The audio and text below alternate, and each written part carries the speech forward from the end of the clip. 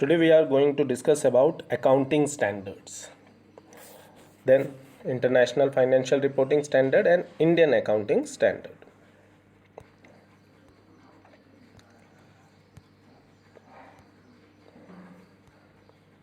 Now, what do we mean by accounting standards? Okay, now every profession has its own code of conduct, set of code of conducts.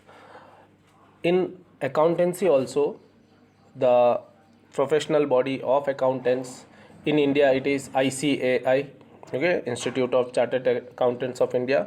They issue a set of guidelines, or we can say code of conduct, which is to be followed by the accountants while preparing the financial statements.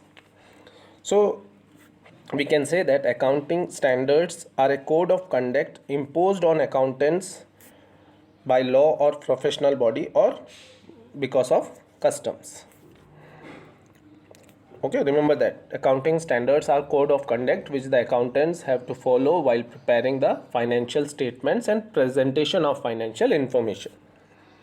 In other words, we can say accounting standards are set of guidelines issued from time to time by institutions of accounting professionals. In India, ICAI is there, okay, ICSI is there, and then ICMI is there, Cost and Management Accountant, CMA, okay, that are followed for preparation and presentation of financial statements. Okay, what are accounting standards? They are a set of guidelines and they are issued from time to time, because as the requirements change, as the business environment change, ecosystem change, new technologies come, the guidelines also need to be changed. Otherwise, if they are too rigid, then they will not be relevant, or they will not be giving you the best of information. So the guidelines are issued from time to time by these institutions, which are to be followed by the accountants while preparing and presentation of financial statements. They are mandatory in nature. They has to be followed compulsory. There is no option. Okay, we have to follow that while preparing the statements. And these accounting standards bring uniformity in accounting practices. If these accounting standards are not there, every accountant is following his own rules and practices, then it will be difficult to bring some uniformity.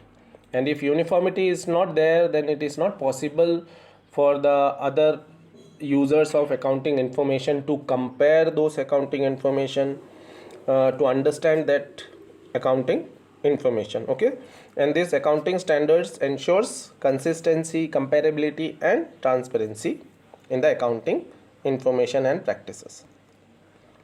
Now, why do we need accounting standards? As discussed, it brings uniformity.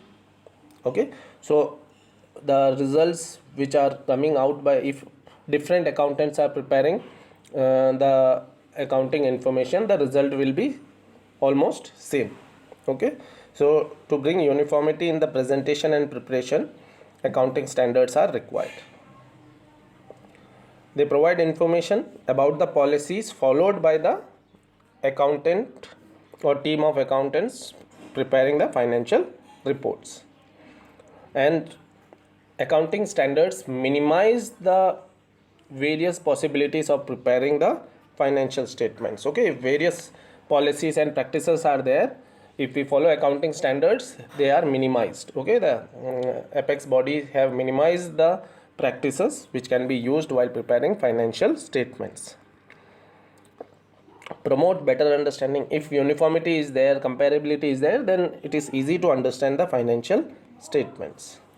Okay, and if same rules or set code of conduct is used, or the same set of guidelines are used, it is easy to compare the financial information of one year with another year, or financial statements of one company with another company.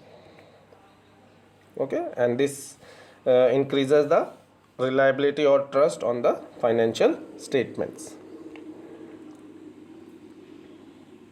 Now, limitations are there.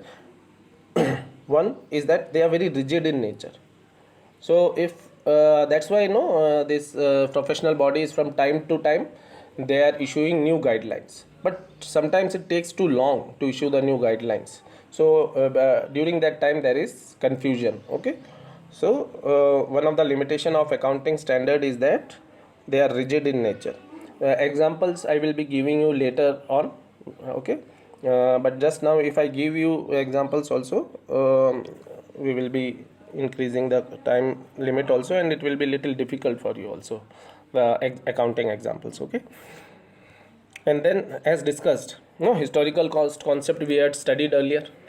Okay, so accounting standards follow historical cost concept. That means all the assets are recorded at the cost price, and then depreciation is charged. But now in India also we are following the IFRS, International Financial Reporting Standards, where the current market price or the fair value is recorded. We are not going to record it at historical cost. Okay, but in accounting standards this is a drawback, that assets are recorded at historical cost. Now you must be thinking, what is IFRS? Now see, accounting standards were applicable in India. Then as the businesses grew, there was a need for uniform practices all over the world, and all the apex bodies, professional bodies met, and then they decided to introduce IFRS. Okay, now in India it was difficult to introduce IFRS all of a sudden. So the professional body in India decided to introduce a Indianized version of the International Financial Reporting Standard, and that is known as Indian Accounting Standards. Okay, they are the you can say modified version of International Financial Reporting Standard. Now we are not going deep into IFRS. Okay, IFRS is a International Financial Reporting Standard issued by the International Accounting Standard Board. This you remember that. We are not going to study each and every accounting standard of IFRS also and the Indian accounting standards also. Just you have to know the meaning. What does Indian accounting standards mean? What does accounting standards mean? And what is the difference with IFRS? Okay, Indian accounting standards are modified version of IFRS. Clear? Now most of the companies, the bigger companies who have presence all over the world, or who have that multi-country transactions, or investors from various countries, they are following Indian accounting standard. But the companies which are following IFRS get more trust from the international investors who prefer IFRS. Okay, so some of the Indian companies are moving towards IFRS. Okay, but in India many companies are following Indian accounting standard. They are shifting from accounting standards to Indian accounting standards. There is a small difference, but that all things we will be discussing at a later stage.